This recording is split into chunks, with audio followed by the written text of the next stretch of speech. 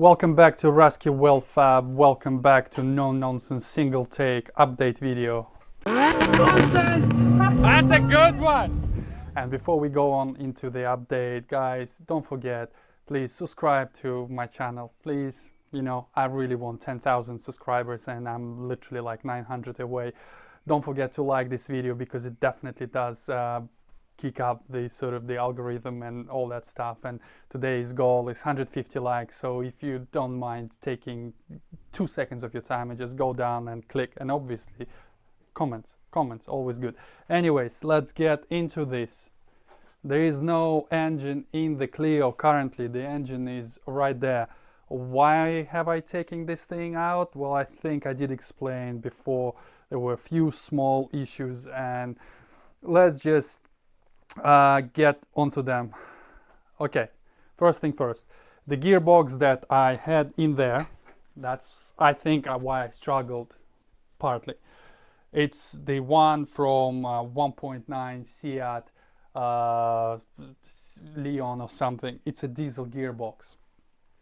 Alex from Badger 5, he is the guru when it comes to all of this Seat Volkswagen stuff. So I've been speaking to him and he was like, let me just run some numbers. And then he was like, right, your ratios are completely wank for the size of the wheel, which I kind of found out. So he just said, buy this box, that box, this box. I have an Audi TT, and he said that's perfect for you. So I thought I'll just take the gearbox out of that and Bob's your uncle. But then I started looking on eBay and I found this gearbox, £100. So saves me time and I don't need to touch the Audi. So that gearbox is DBQ code, and it's much shorter ratios because on the long straight at Cadwell, at about, I actually looked at the video and the RPMs and the speed I was doing, and it directly correlates to the graph that Alex gave me. It basically at 5,500 RPM I was doing 115 miles an hour in 4th gear. So 5th and 6th was just completely, you didn't need them. This box will do at the same RPM would have been doing about 89. So I would have been, you know, at high RPM range and then smash into the 5th and off we went. So new gearbox, but also the LSD. You remember I had this problem with LSD, and Tegiwa, my wonderful sponsors, they have one in stock for the 4-wheel drive. Actually, yeah, the TT box is 4-wheel drive, so we're going to convert it into the front-wheel drive. It's nice and simple. So Tegiva sponsored me with a nice little diff for the box. So the box is going to be shorter ratios with an LSD. It's a not Group M. Yeah, not Group M. What is it? It's M Factory Group M Factory diff. So I guess that's all sorted. So we've taken the box off, the engine out, and I needed to see why my clutch was slipping, because for the first day when we were testing it on a track day, it was okay, and then on the first round in practice it started slipping. It could be because I was turning up the power ever so slightly, but also it's contaminated. I am not 100% sure why. There's no signs of moisture anywhere. It all looks absolutely dry in here, so there is nothing leaking from the main input shaft. So that's a good sign. There is nothing leaking from the flywheel. That's a good sign. But I don't know. Somewhere something got inside and got contaminated. So I don't have time to think of a new clutch solution. So we're still gonna keep with the same clutch. So we're gonna rely on this and hope for the best. So next thing, you remember how I said there was a small whipping of something, oil or whatnot. My idler pulley, because we've converted to the electric water pump, The idler pulley is basically a blanking plate, as you can see here, and this thing is basically with a bolt with a washer, and you can probably see there's a bit of leakage and it's slightly wobbly. So I think what happened is with tension it just ever so slightly sort of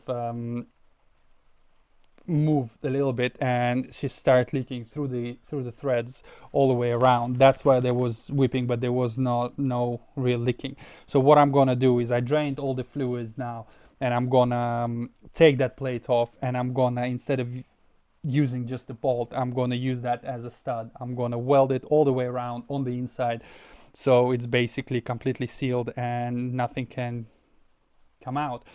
So that's good. That's basically another next job. Also, that's one of the main reasons why, not the main reasons, but definitely one of the main things that needs to be fixed. All the air leaks because of the boost leaks, it was just, yeah, horrendous.